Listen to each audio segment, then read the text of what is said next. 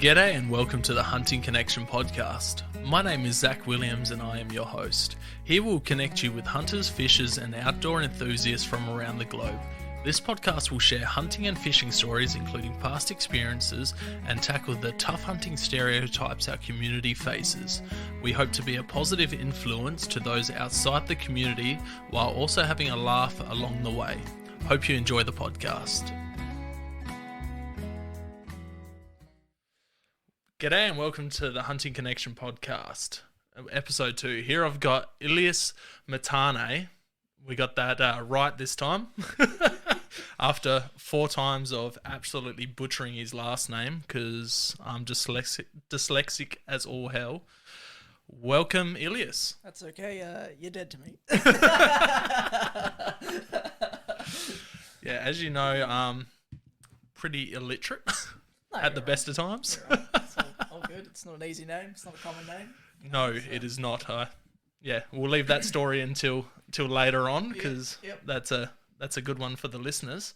So, give us a quick intro to yourself. Oh, jeez. All right. Well, I'm Ilias Matane, and I'm just a guy with a bow. Just a guy that enjoys shooting a bow. I don't know what else to say really.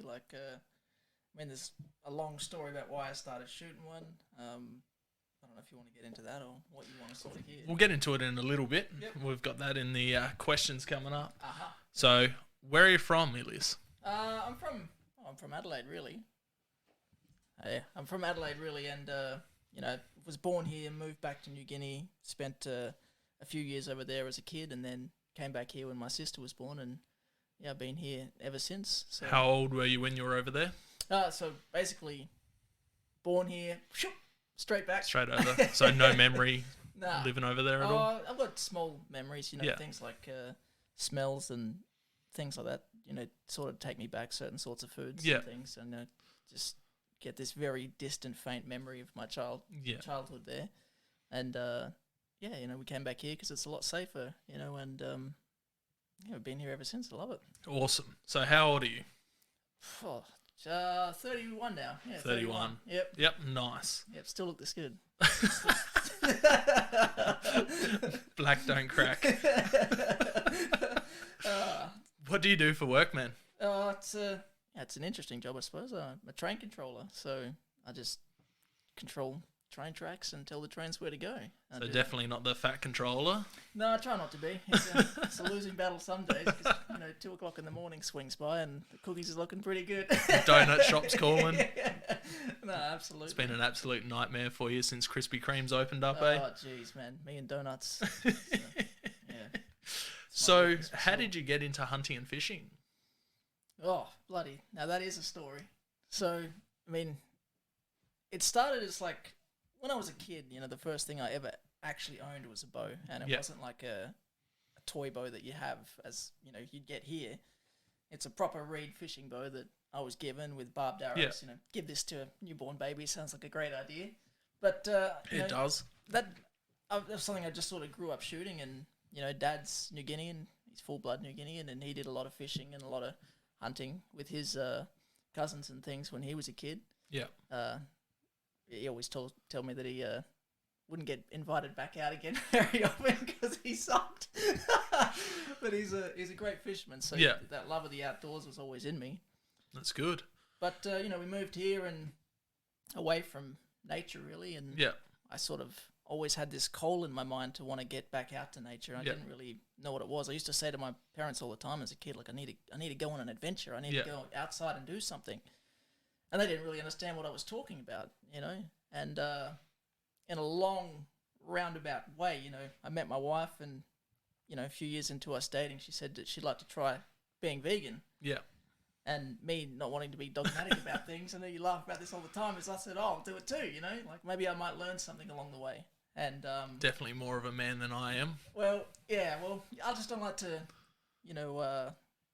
make my mind up about things before I've actually tried them. So understandable. Went down that path, and for the first couple of months, I felt good. I was eating all these extra vegetables, and I felt really, really good and really clean. And then, because I was still doing a lot of powerlifting and stuff like that at that time as well, I started to feel tired a lot, and some of my heavier workouts were like making even my teeth hurt. Yeah. Like everything was hurting. Yeah, wow.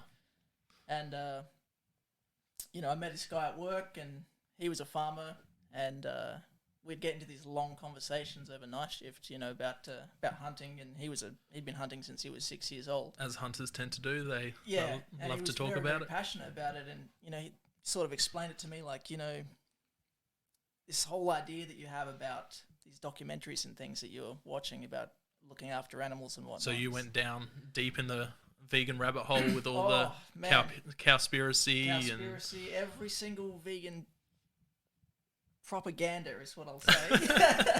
Still, look, I definitely am a lover of animals. I care for animals very deeply, as we all are. And I've definitely found a different appreciation for animals now that I have become a hunter. Yeah. But I'd get into these talks with him about, how can you kill things? It's not humane, whatever. And then for someone who's lived it for so long, explain it to me just like in black and white. Got this animal that's lived its best life in nature. It's doing its own animal thing, living by its own agenda. It's not bound by anything or anyone. Yeah. And then one day, you come and you do what you do, and you get to take freshly harvested meat home. Minimal pain, minimal suffering, no stress for the animal. It's just in and out, done. Compare that to agriculture and, farming lands. You're ripping up soil and, monocropping. Destroying habitats and taking minerals and things out of the soil.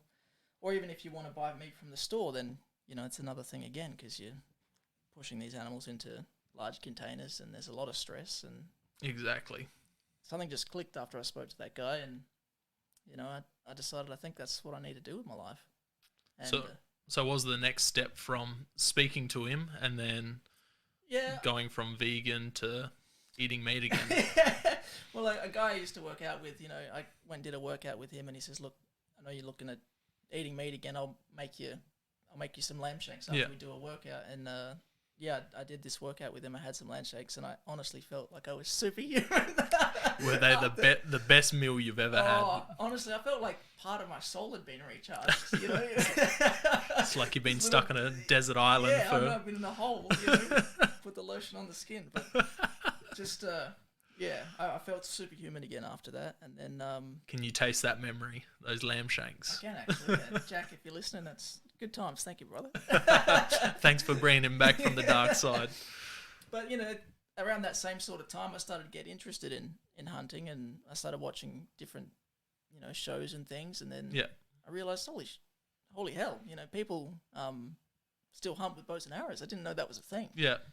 And I did a little bit of archery as a kid, and just target archery, and lost interest in it because I got no interest in shooting circles at a fixed distance. Quick question with the archery as a kid stuff. That reed bow, do you still have it that you got given? Yep. Yeah, my awesome. son walks around the house with it. He's just on my son. I told you the other day, he was at his Oma's house because my wife's Dutch, and obviously her mum is too. And he was at the bathtub, and she's walked in, and she's like, "What are you doing?" He had a coat hanger in his hands. And he's like, "I'm fishing." And he was standing on the edge of the bath, and he had the coat hanger in one hand, and he was trying to shoot a little bar of soap out of the That's parenting, man. That's parenting. You're doing something right if your kid's bow fishing in the bathtub. Yeah, no, he's a good boy. So no, that's wicked. Very lucky. So you went from target shooting as a kid, lost interest because you don't like shooting the targets. Yeah. Then you've started looking back into it once you've been watching YouTube videos and hunting videos. I had this guy that I work with, same guy. He said, "Oh, there's actually like an archery course near your house," and I'd never even heard of an archery course. I didn't know that like field archery and 3D archery was even a thing. I just thought it was all like you see in the Olympics these days.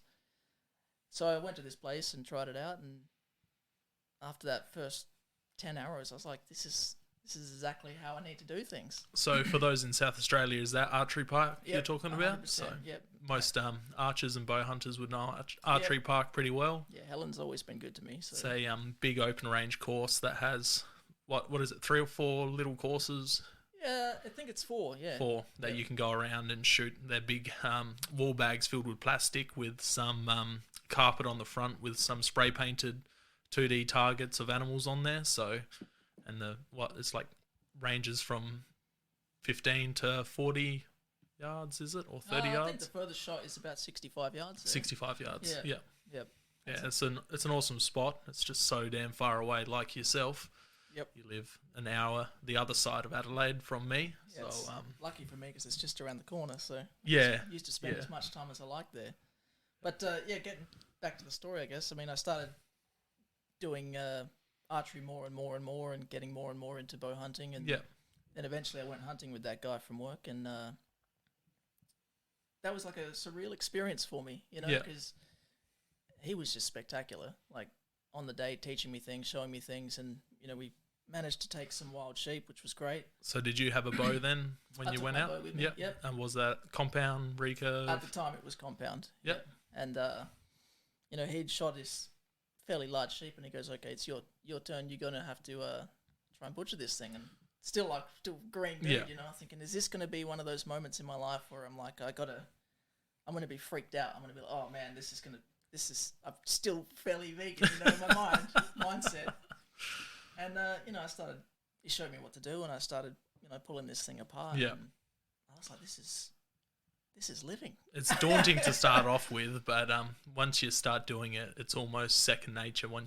As soon as I made that first cut, it just felt like, I don't know, you'd understand, I suppose, and most of the hunters on this podcast would probably understand. It just felt like second nature. Human nature, yeah. And that's where it started. And then somehow, I think I started getting messages from you on Instagram, and they kept coming, and then we built this friendship, and now me and you and Luke are just like three amigos. That's it. That's what you call us, for sure. So yeah, I came across your page, getting tagged quite a bit, and then I started seeing these crazy videos of some dude running on a treadmill shooting a bow at some targets, and then I started seeing photos of him shooting at Archery Park. I'm like, oh, this guy's South Australian. I'm gonna reach out and say g'day, and the rest is history, really. Absolutely, yeah. So what bows are you shooting at the moment? So as you mentioned before, like I started with compound, and you know, in my life I like to struggle with things a lot. Yeah. You know, and when they start to become easier, I do tend to start to lose interest in them. Yeah. So it's been like that with everything I've ever done, like all the martial arts I've done, everything like that. So when I started shooting compound, it was really difficult for me. I didn't, you know, I didn't have a lot of. I had no one around me that could say, "Oh, this is what this does." And, you know, you got to hold this thing like this, and you got to do that. So it was just like hours and hours and weeks, of just trial and error, and eventually I got pretty proficient with the thing, and I started hitting what I was aiming at most of the time. And then I was like, "Oh, what's next?" No, that's good. So as you know, and I think a lot of people would be aware that I just shoot traditional bows now. I just love them, you know, especially longbows. I've got a special place in my heart for those. There's something about the romance of a longbow. I just absolutely love it, yeah. But I do shoot recurves as well. So what is it about shooting traditional archery for yourself? For me, it's like the essence of what archery is. Like, if you shoot compound, that's fantastic. I mean, I still pick it up every now and then as well. But when I was a kid and, you know, watching movies at my grandpa's house, you know, we watched the original Robin Hood, and this dude, man, with his longbow, he just shoots one arrow into the target, and then the next one goes straight to the back of it. And for me, that's what a bow and arrow is. It's just a stick and a piece of string. So I kind of always even thought when I was doing the compound stuff that I would probably eventually go to the traditional side of things, because the appeal of it. For me, that's what archery. So what's your main fishing bow at the moment? So we do a fair bit of bow fishing. I got Ilias stuck into bow fishing. He's caught the bug pretty hard, so he's gone out and got a setup. What is that setup? I'll just say to start, like, if you think that I was like, I tried not to be dogmatic about things, but Zach was telling me about bow fishing for ages. And I was like, I don't know, man, that doesn't sound like that much fun, and it doesn't sound that hard, really. And then he took me out the first time, and man, it was really, really, really tough. And, you know, if you want a bit of a challenge, go to places where there's some deep water, then it's like you experience it every day. It can be really, really hard. But my fishing bow, I just shoot a Junsing F166. It's a Chinese bow. Yeah. It's like a replica of a Hoyt Satori. Yep. And so what reel do you have on that? What's it called? Is it an AMS? AMS, Pro Fisher? Yeah, Pro Retriever. Yeah. Pro Retriever, that's that it. That thing is great. I had a Muzzy before that. Yep. And I reckon that first fish I shot, Yeah, this sound for everyone that heard last week. This was Ilias after he shot his first fish. Dad, I did it! That's one of my favourite sound clips, and I think that's going to stay on the soundboard for as long as this podcast is going to go. Lucky me, yeah. That's what I'm going to be known for. But, I think in the excitement of reeling that thing, and I reckon I dropped that thing on the reel. Yeah. And the handle bent instantly. So I remember that aluminium handle bent. This one I got now I'm very, very happy with. Yeah. Oh, awesome. What's your hunting bow? Main hunting bow? At this current moment, it's a bear takedown. Yep. And, it was going to be a longbow that I had been shooting, and I still shoot that better than anything. But when I'd done the checks and balances of, tuning the bow and working out some different things, I weighed the draw weight of that bow, and it was like grossly under what it was supposed to be. And I just didn't feel comfortable taking it out. So, now I shoot the bear takedown. It's a great bow. Just shoots itself, really. Yep. So what arrows and broadheads are you running? I use the Victory traditional carbon arrows. Yep. So that's like a carbon arrow that's wrapped in, I think it's like, someone's going to correct me, I'm sure. It's like linen or something like that. Yeah. It gives it like a woody texture. And, just with the stock inserts, they're 80 grains and then 125 grain Cayuga. Cayuga? Yep. Awesome. Just the old schools and the double bevel. The double bevels as well. So I've got both of those, and that's what I'm using. And just the gateway feathers. Yeah. I had a guy in America send me a lot of those, and I've been really happy with them. So that's good to hear. Are you 3 fletch, 4 fletch? Just 3. Yeah. 3, yeah. And I've even shot some 2 fletch. They still fly. Yeah. Really, really good. So helical or pretty straight? Just helical, and only slightly offset. I don't go too crazy with it. Yep. So slow enough already. So what's in your hunting pack? Last week we had Luke here with his pack, and we dumped it on the floor, but I forgot to ask you to bring yours out. But I know you don't keep too much in it. You're not like myself who carries way too much. You'd be mortified. Honestly, like going out with you, mate, it's just like anything you could possibly think of is tucked away in that bag somewhere. It's astounding how much stuff you take with you, but it's all obviously very useful. But my bag's near empty, and if you've ever seen me hunt, Zach calls my backpack the minivan. He's got an old school army. It's like bigger than I am. It's as wide as it is long. Yep. Well, moving right along there. But no, it was an old army pack that a friend of mine gave me. Took to Timor with him, and I just can't. I've gone to upgrade a few times, but I just can't get rid of the thing. Can't part. No, too many special memories. Really, in my bag, it's just got the essentials. A couple of knives and a bunch of Snickers bars. Few glazed donuts hiding in some of the side pockets. Nah, that's gotta wait for the after the unsuccessful hunts. It's my comfort food. But no, look, I've just got I've got Snickers bars in there for a little morale boost. Yeah, and I got my bow mending kit, so string wax. I got dental floss in there, which I use for multiple different things. Some duct tape, a lighter. What else have I got in there? What knife are you running? I got a few actually. Yep. Yeah, that I've got that. I've got a Havalon. Yep. Yep, same as Luke, and I've been pretty happy with that. That thing's, you can always rely on that to be sharp, because you can just keep changing the blades in and out, at any time. And I really like the replaceable blade knives. You got the Gerber one. The Gerber, yeah. No, it's really good. And I've also got a little Spiker pack light knife, and that thing is just wicked. I just love that thing. It's super light. It feels nice in my hand, and it's keeps an edge pretty well. You've said it keeps an edge so well.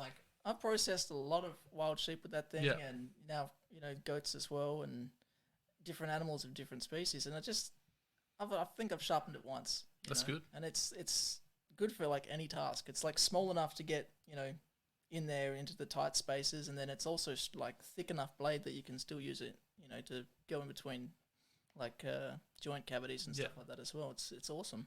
What harness are you running? Just the Hunter's Element one. Hunter's Element. Yeah, yep. I like that one. Yeah. I think that'll last me for forever until it falls apart, I suppose. And I tend to be one of those people. Once I like something, I just stick with it forever. Yeah. Unlike Luke, he changes his gear setup more than anyone else I've ever met. Susie, if you're I need to buy his bow, okay? What binos and rangefinder? Rangefinder, it's for the week. This is coming from a compound guy here, so. Look, I do have a Bushnell rangefinder, and one of the reasons as well is that I switched to trad is that I really suck at gauging distance. Yeah. I'm the absolute worst at it. I can't look at anything and say that's 100 meters away or that's 50 meters away. Nothing. Even when I competed, which I did a few times in compound 3D shoots, I'd be standing there for 30 seconds. I got a spot hold dial on my compound bow, and I'd be winding this thing is that 32 meters? No, that's 34. And it would go on, and people would be shooting in front of me, and I'd still be standing there and then I miss. Yeah. You normally need to go with your first instinct on those types of situations, I've found. I wasn't very good at that. So now that I just shoot instinctive, I haven't thought about distance since. Yeah. Once I sort of got a feel for just lobbing them in there, I just never used one ever again. Yeah. Yeah, so I even when I'm taking the trad gear out, I've always got the rangefinder there, and if I'm sitting in ambush waiting for something to pass through, I'm just constantly guessing the range of a tree, of a stump, of a rock, and then checking it just to try and get the calibrations in. If I take my compound bow out again, I have to have that rangefinder with me. I honestly do, because there's no way that especially under pressure of having something in front of me, I'd be second guessing myself for 20 minutes and it just got in my car and driven away. What binos did you I've just got the Bushnells. Bushnells, yeah. I picked them up one day before we went out, and you were like, you got a set? And I was like, nah. Went to the shop and got something straight away.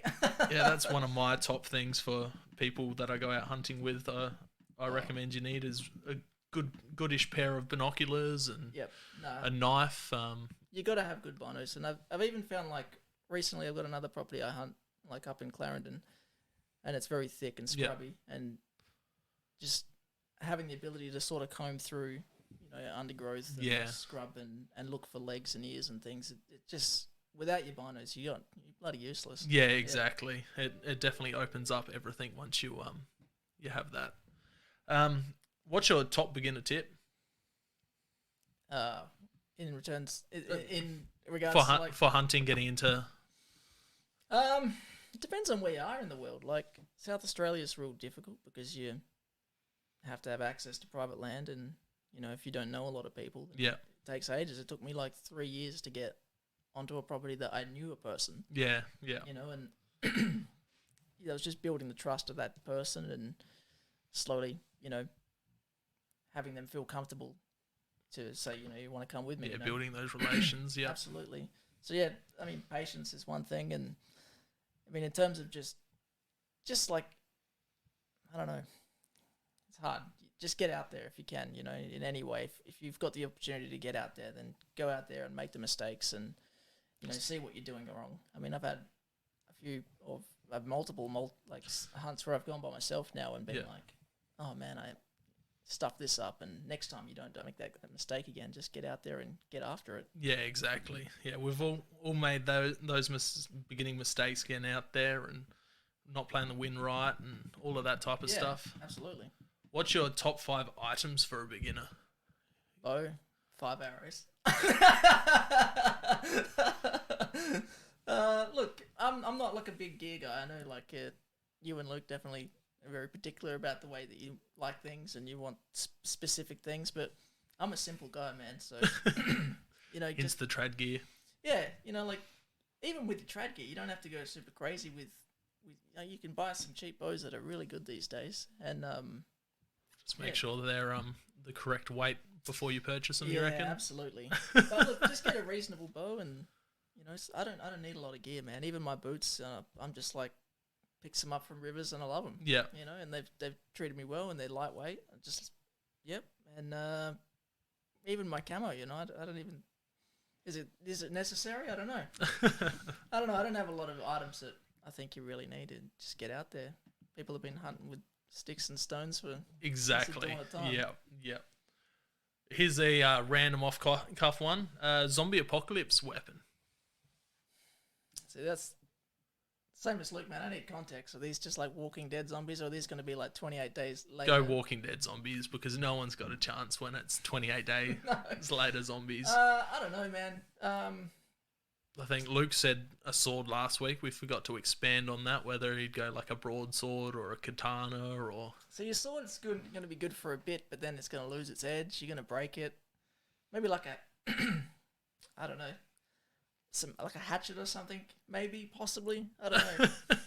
It's more versatile. You can use it for, you know, making other weapons, you know. Exactly. I think that's a better option than a sword, because you get that thing stuck in a zombie's head. What are you going to do? He's attached to you now. They're not just going to be soft-skulled zombies like the Walking Dead zombies. What are you going to do? It's going to be the worst. That's the worst thing, Luke. I love you like a brother, but you're a goddamn idiot. Shots fired. I know you haven't been on heaps of hunts, but have you forgotten anything on a hunt? Everything. Literally everything. I reckon I always forget something. Like a bow. You've forgotten your bow out on a hunt. I've forgotten my release aid. Like, that's the most important thing, obviously, when you're still shooting a compound bow. Yeah. You know, I just walked straight out the door and I was like, oh my God, I have to go home. What am I going to do? Yeah, I've left a release aid in the car a couple times, and one time I was butchering a goat and I put the release aid on top of my pack. Yep. And I get back to the car, go to use my bow the next time. Where's my release aid? Look at the photo that I've taken, and it's sitting on the ground. 6 months later, I went hunting to that property again, and there it was, still sitting on the ground. Bit of WD-40, and she was right. Your wind checker too. Yep, wind checker did that too. Yep. So yeah. Even that first time we went for that deer hunt, it was you know, we were down. These deer were doing like crazy things. They were running around like dogs and playing in the water. That was an awesome day. Really wild, you know. I'd never seen anything like that. Yeah, there was a few, it's probably 6-month-old fawns. Probably not even that. They were probably 4-month-old fawns. And they were just playing chasey, and they were just playing like dogs, jumping in this dam, jumping out, splashing, and then just doing fast laps around this dam. It was crazy, like playing, just playing with each other. But you know, we've had to crawl. We crawled for like what seemed like days towards these things. Under a barbed wire fence. This is where I've gone, you know, under that barbed wire fence, and I had my phone in my back pocket, and somehow the barbed wire just picked it out of my pocket and just left it there. Pickpocketed by a fence. So I've crawled for like 300 meters, 200 meters or something. And I get down to you finally, and I turn around. I'm like, Zach, I've lost my phone. And at this point, I think we were only 45, 50 meters away from the deer, just watching them. It's the worst thing. I was just like, where the hell is it? So I'm just like, leave your stuff here, crawl back, follow you, go the same track, and yeah, sure enough, you got back to the fence, and there it was. At that point in time, I was like real fit too, because I was still doing all those fitness challenges. And the next day, I was like, my entire core, I could barely even stand up straight. I was in so much pain. See, that's the issue with having too much muscle. If you got a little bit of padding like me, you can just kind of roll down the hill, like you move like a slug down the hill. I honestly thought, how is he doing this? I'm like crawling, I'm sweating. I've got like beads of sweat running over my eyes. I'm thinking, bloody hell, what's going on? I look up. I feel like I've been crawling for 2 hours. I've made like 10 meters of distance. Zach's like over the next hill almost. I'm like, what the hell is this, mate? He's got like a, I don't know, I'm not going to say it, but slug power. Oh, it was so bad. So bad. And then that same day, I didn't tell you, but you said, I'm going to go and try and loop around the other side, and I'll see if I can spook the deer back towards you. I'm like, yep, sweet. That's when I got you to sit in that tree hollow. No, that's a different day. Different day. This is still the first day. And, you know, we'd been walking, and those deer jumped the fence right in front of us, and then one of them clipped their back leg. Yeah. And they just darted in every direction. You said, I'm going to try and loop around and see if I can scare them back down towards you, which was like at the top of where that watery spot was. And I'm sitting there, waiting. And I start hearing some rustling coming through, and I'm like, oh, maybe this is them. I eventually found out it was you. But I looked down, and I was like, I've lost my release date. What, your tab? Because did you have a compound then? I did have a compound, but I had I was using a thumb release because I got too punchy on the wrist one. So yeah, I was just ashamed of myself. Did you find it? Yeah, it was like in my lap, but I was so hyped. I just first ever deer hunt. I was like, what's going on? And then just turned out to be a Carl Buck, being me. Yep. Meeting another one, me. What's the funniest thing that's happened on a hunting trip? Oh, I've got lots of stories, but probably the most recent funny one would be me, you, and Luke on the way back from the goat spot, on the way to the goat spot. Yeah. And you keep going, told Kim, going out with Ilias. And Luke stops and looks and goes, why the hell are you calling him that? His name is Ilias. And he's like, no, it's not. And I was like, man, I didn't want to tell you. So I'd been hanging out with Ilias for like 8-9 months, and I've been calling him the wrong name, but he was too polite to correct me. And then the start of this podcast, we had to reset it 4 times because I just butchered his last name every single time, and he kept correcting me. We'd restart, and then I'd make the same freaking mistake. Oh, jeez. Oh, worst friend ever. And that other time, we're sitting there, we're trying to call these deer in, and then, you're just like, just keep your ears out. They might start croaking if I start, doing things, and it's going, and all of a sudden I hear this deep grunt. Like, Zach, did you hear that? Yeah. And you look at me, and you start cracking up. I'm like, what's wrong? He goes, that was my belly. That's the issue with having Farmers Union iced coffee before you go out. It gets the tummy churning. And we're sitting in this blind trying to be quiet as all hell when you showed me this video of that fish knocking that guy out. Yeah. I still think that's too funny. Too much, man. It's not great sitting in the rut on your phone just watching TikToks, and this video popped up, and it's this dude blindfolded leaning into an aquarium, and I can't remember what fish it was. I think it was an Araprimer or something like that, and it just headbutts this dude and knocks him clean out. It just the fact that we were trying to be so quiet made it so much worse, because you obviously want to not make any noise at all. Exactly. You show me these stupid videos. And I started laughing. You're like, what? And I showed you. We're just both laying on our backs, rolling around. So not making a single noise and just crying. The whole drive to the next property, we were just in hysterics. Oh, man.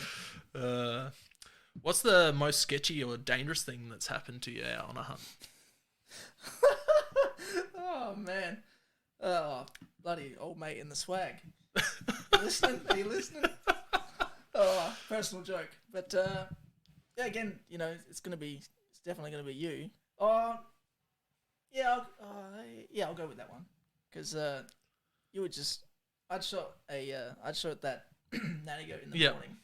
And, you and Luke had shot one as well, or shot a goat. And, I've gone off looking for mine, and you guys had gone off in a different direction. And I come back, and,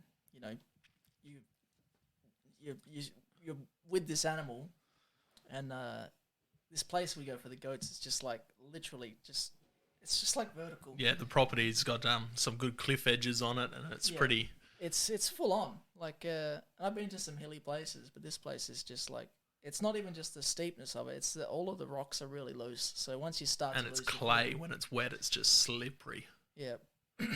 Once one rock starts sliding, then you just go with it. You're just going. So Zach's with this goat, and he's, working it, trying to move it, because I think it might have been hung up in a tree. It's sort of fallen. It slid down the cliff and hung up in a tree, and I've climbed down the cliff, and we're about halfway down, and I'm trying to untangle it. You finally untangled this thing, and then the goat just starts sliding, and it was massive. This is like, I haven't seen a lot of goats, but this goat was big. Yeah, it was big bodied. Yeah, huge neck on this thing. It was a massive goat, and it starts sliding down the hill. And I'm looking at you going down the hill, and I was like, he is going to die. He's going to die, because there's just no end to this thing. It just keeps sliding and sliding. And me and Luke were sitting there going, Luke, just let go of the goat. I'm still holding it by the horns, sliding down the hill. Sliding down the hill on this thing. And, man, that was just, I honestly thought. Luckily, there was that big tree at the base that sort of stopped you. But I think I was about ready to use it as a toboggan, just turn it around and hold on and just go down. Oh man! But then there's a wild story there too, because when we got down the bottom there, well, not the bottom, but we're halfway down, and a bit of a flat spot where I wasn't sliding down to my death. Like, I was super impressed, man, because another small goat started coming in, and you got behind this thing, and you started, bleating at it, whatever you say, whatever the goat noise is.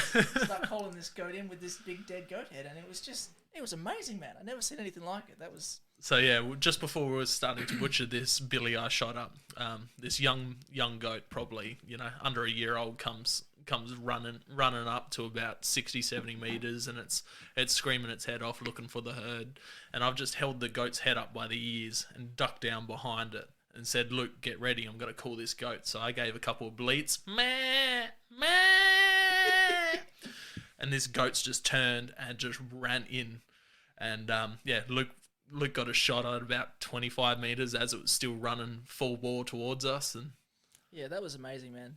I don't think I've ever had something like, by the birth of my own two children, where you've gone from being so frightened to so amazed in such a short amount of time. I've turned around and Ilias's jaws on the ground, like, biggest smile though. So his jaws on the ground, but he's grinning ear to ear. He's like, "What just happened?" Oh, that was a great day, man. It was, and you took your first animal with a traditional bow that day. Yeah, I did. That was really fantastic, man. And the sun. It was a pretty cold morning as well. Yeah. It was pretty misty, and we were processing my animal, and Luke comes up and he's got, two I think it was two back straps. Yeah. Me and Luke got to processing the animal, and you were cooking the back straps up, and the sun came out from behind the clouds, man, and right on the hillside that we were on, and it was just like I said before, like I always had this cold adventure from a small childhood memory. That was something I always wanted, but that's exactly what I wanted, man. Yeah, so I was going back and forth between. So like we discussed earlier, I carry everything in my backpack. So that the night before, I chucked in my camping stove and a pan, some olive oil. I pre-mixed some spices up, took all of that out, hoping that Ilias was successful on his first goat hunt, and he was. So we cooked up that younger goat that Luke shot, just the back straps, and cooked it up in a pan. So while we were showing him how to skin and butcher and stuff like that, I was going back between the pan and these guys, and we're snacking on some freshly killed goat. That's what that's what hunting's about, I think. It's like those sorts of memories. You create these memories, and it's just, if you've never experienced that, it's just a pitiful thing, honestly. So what's your most important item you take out while you're going out hunting? Or actually, what's your most important item when you were going out bow fishing after that first trip out? Bow fishing? There's something that you take every time out now that I reckon is your most important thing. My fishing rod. Yeah. So explain to everyone what your fishing rod is. Well, it's like a Louisville Slugger. So it's like a little baseball bat, which I've sanded the end off of and repainted, and then I sort of like burnt in like a little fishy on it and a rod. So Ilias is a bit freaked out by fish when they're flopping around. So Zach is a really good hunter, right? Like he's got some skills that I've just I wouldn't say mind. that. It's just lots of times out bush, but your hunting skills are very good, honestly. Thank you. You've been humble now. But the equivalent of that would be my dad with fishing. My dad is just like the fish whisperer. I've never seen anything like it.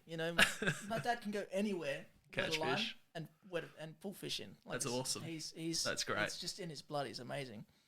But when I was a kid, and especially when we'd go up the Murray, he would catch these carp and he'd bring them up and he would like cut the heads off because we'd eat them. Yeah. I've been eating carp since I was a kid. We'll stop right there. How do you cook them? Because we shot a few carp and you took them, you gutted them.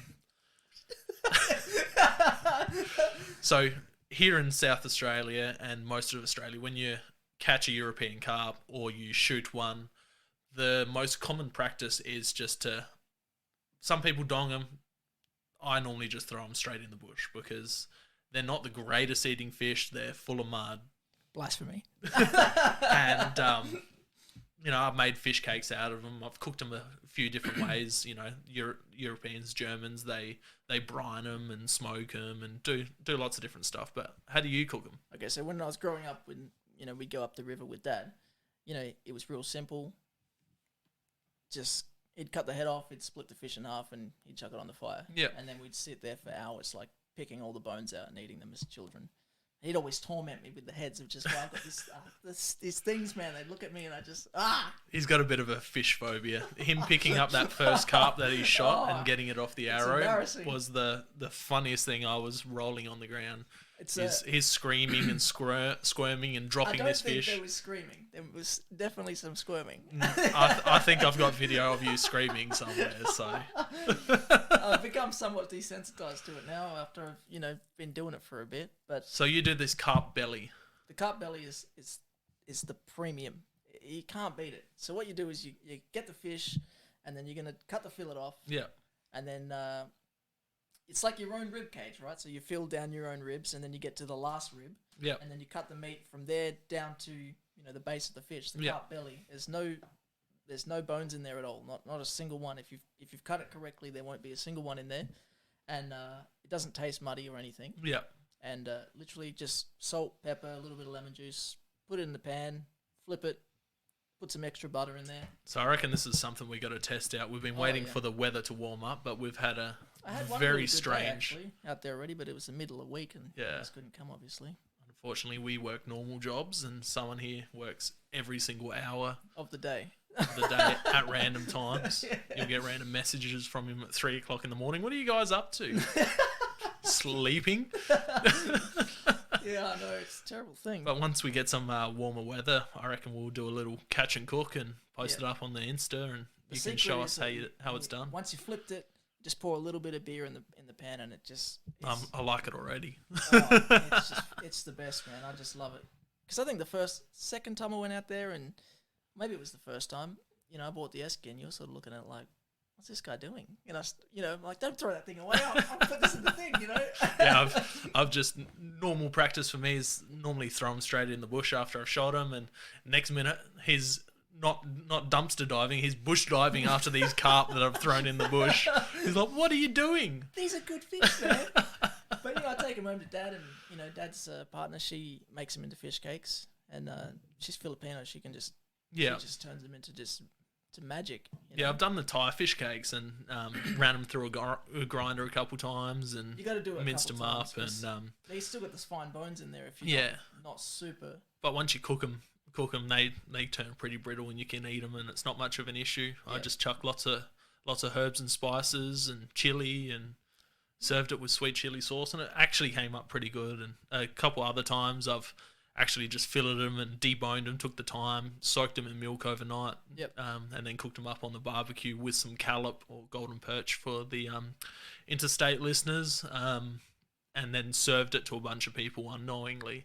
And every single person said the carp was the best eating, surprisingly. So, no, there's heaps. There's people who've never tried it just say that it's no good. It's just got that trash fish mentality about it. I also bury it in the garden as well because it's really good for you.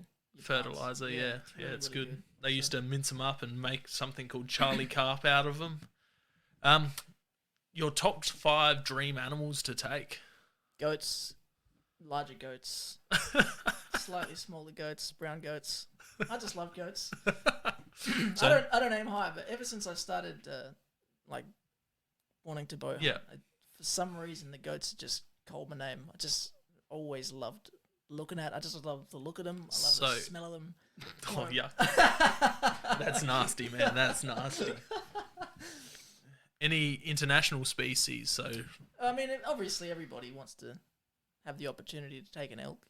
Yeah, that's definitely on the list. But yeah, I'm just a simple guy, man. I like goats. No other capra species. So goats in different places. Feral goats in Hawaii, feral goats in New Zealand. Yeah, I would like a scrub bull. Scrub bull? Absolutely, yeah. That a mate of mine, he shot one a few years back, and he had it mounted and Yeah. taxidermied and everything, and They're pretty gnarly looking. I was just blown away. Every time I message him, it's just, "Are you ready to give me that thing?" Yeah, if you get a good looking one, they do look it's really nice. beautiful. Taxidermied. It's like this orangey, sandy brown color. It's just Yeah. spectacular. I would really like to have a scrub bull. Yep, and a big billy. I'm a simple guy. As we all are. How do you see the public views on hunters and hunting? You know, it's a strange thing, really, because most people I speak to, you know, it's only about 4 or 5 minutes before I say, "I'm a hunter. Do you know anyone who has land?" I have the same conversations with people. Most people are like really intrigued by it. I Yeah. find, you know, they're like, "Oh, you know, what's that all about? And how do you do that?" And then when you say, "Oh, I only like to hunt with bows and arrows," Yeah. you know, they're just blown away. And then you show them some videos and things of yourself or other people, and you just go like, "What? They're just blown away. They can't Yeah. believe it." So I think that most people I speak to are pretty, they're pretty either impressed by it or they're. I don't think that like you've got the public view of hunters is too bad, but I think the way that we're portrayed in, especially like media and movies and things like that, it's not great.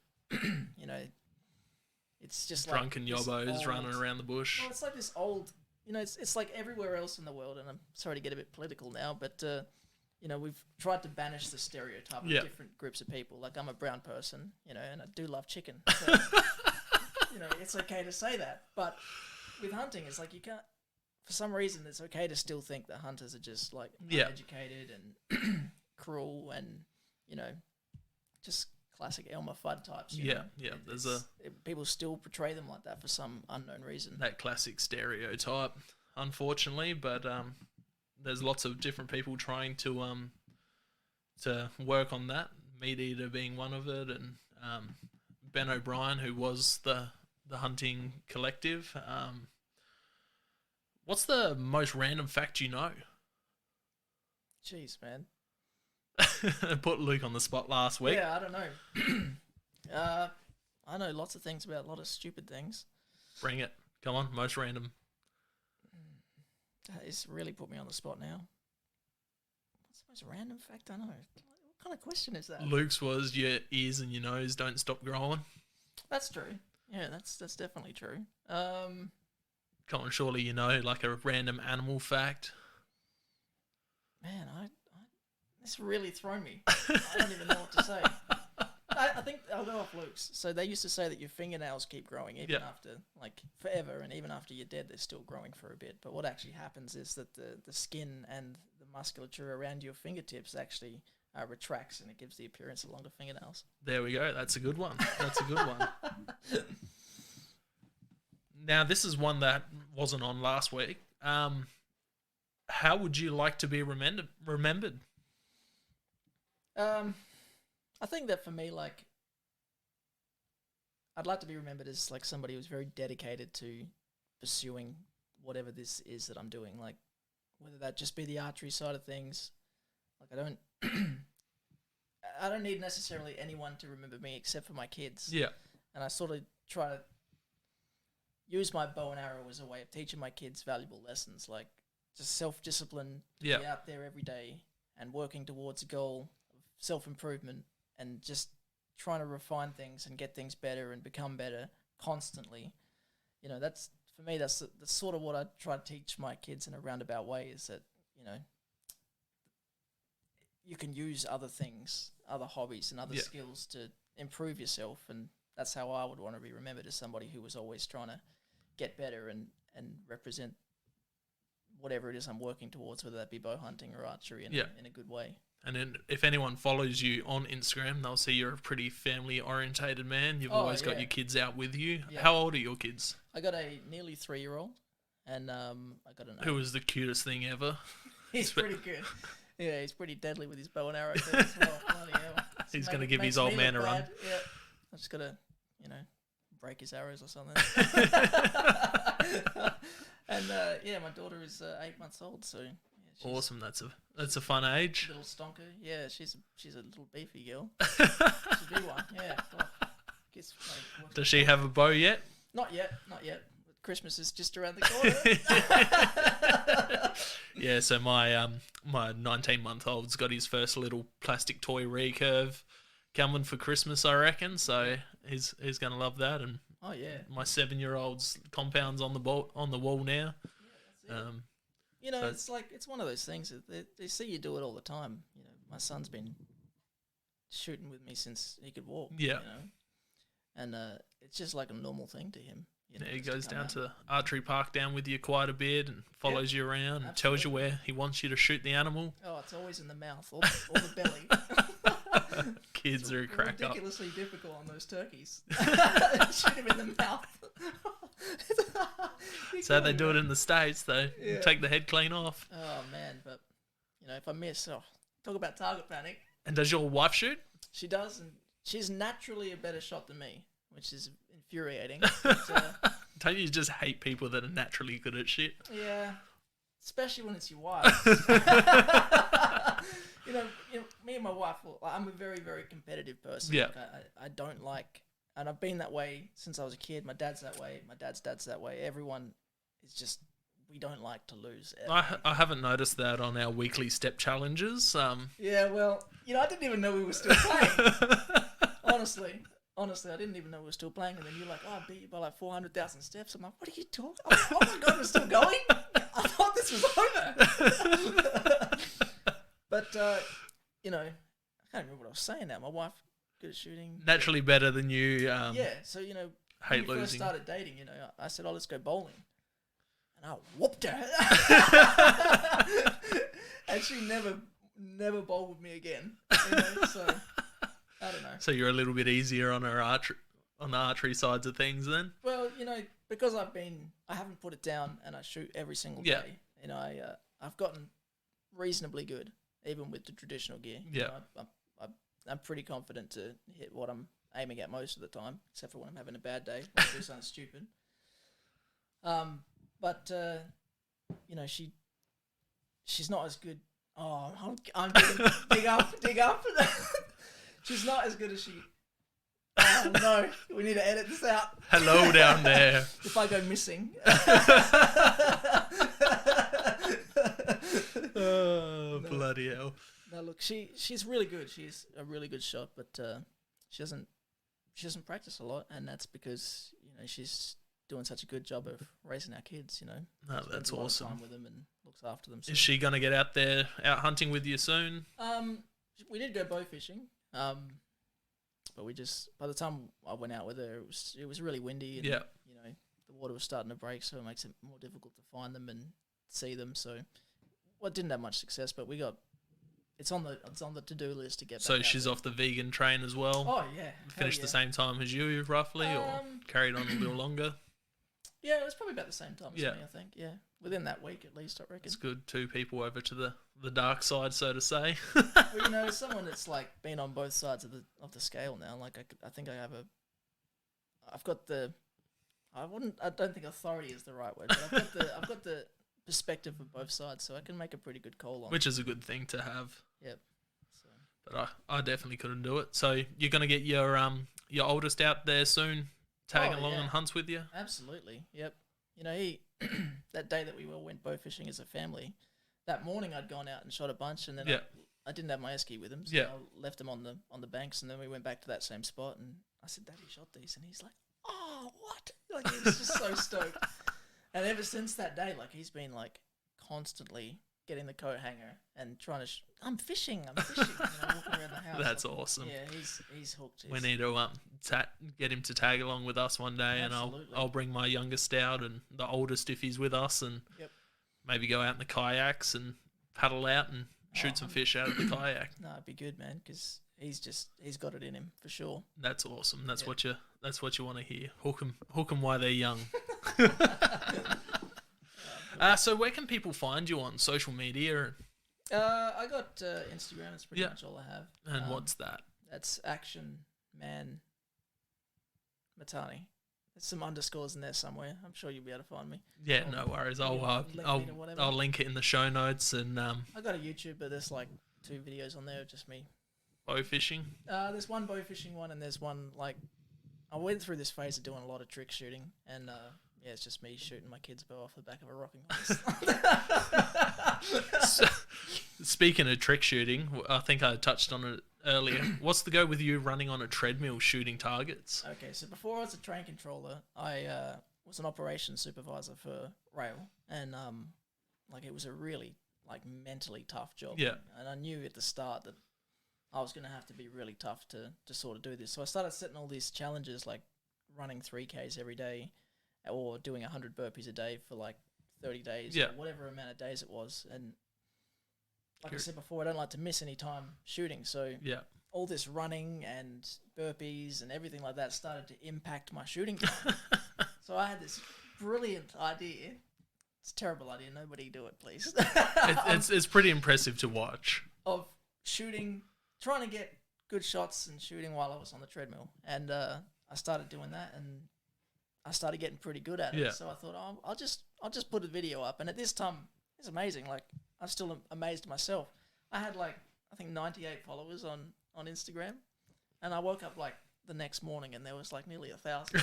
It's just kept growing ever since. So yeah, don't do it, please, because I don't want to be responsible for anybody hurting themselves. If you want to see someone who potentially could hurt themselves, then watch me. I just need a live stream on your treadmill and just wait for you to stack it. Yeah. But I think that'd be pretty good, like, because you're working on your breath. Like, the hardest thing is like when you're out hunting and you come to the top of a ridge or something, controlling your breath before the shot on the animal. Oh yeah. Like you're out of breath, and then you come up and you're like, there's something there. You draw back and you're just trying to control your breathing. So running on the treadmill and shooting would teach you to control your breathing quite well. I'm not going to advocate that, but yeah. You heard it from Zach, not me. Yeah, I don't recommend doing it, but I've had a few people like do it and like tag me, like just people from all around the world have given it a go, and that's wicked. Every time I see it, I'm not pumped. I'm just like, you're definitely out there in the tradverse, I'd say. Yeah, everyone. I've met some really good people too. You know, especially after I shot that goat, and I got a lot of good feedback and made a lot of new good friends as well. So yeah, I'd like to touch something on that quickly. With that goat, how were your feelings towards taking a nanny rather? Because on social media, you normally see people take they post the big mature animals, whether it's big deer, big goats, big pigs. You don't see too many people posting younger animals and nannies and stuff like that. Yeah, honestly, I was a bit like unsure about it. You know, not the taking of the animal, because I was fine about that, but then posting it, I didn't want to seem like I was boasting about taking a nanny. Yeah.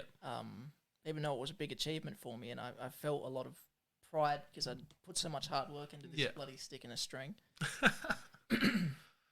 But I did feel a bit strange. I don't know really how to describe it.